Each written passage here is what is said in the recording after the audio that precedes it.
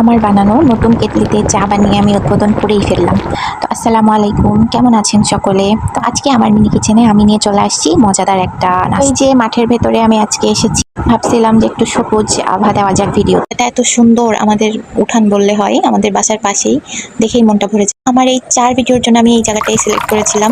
তো যাই হোক, এবারে চা বানাতে চলে আসি। চা বানাইতে আর কি বা লাগে আপনাদের তো বলার দরকার নেই। তো সবকিছু আমি একে একে পাতিলে দিয়ে জাল দিয়ে নিব, নিলেই চাটা রেডি হয়ে যাবে। এবং চাটা যখন আমি কেটলিতে ঢালছিলাম, সবচাইতে বেস্ট ফিলিংস আমার নিজের হাতে বানানো কেটলির ভেতরে চাটা ঢেলেছি। অসম্ভব মজা হয়েছিল। আসলে ছোট কিচেনের এই প্রত্যেকটা রান্নাই যে এত মজা হয়, কিন্তু গতদিনের রান্নাগুলো আমার যদিও বাজে হয়েছিল প্রত্যেকটা, তবে এটা আমি পারফেক্ট করার চেষ্টা করছি। তো পারফেক্ট করতে করতে এটা চা বানাইতে গেছিলাম বিকেল শেষের দিকে, তো এই জন্য আমার পুরাটা কমপ্লিট করতে করতে প্রতিবারই সন্ধ্যা লেগে যায়। এবারেও তাই হয়েছিল।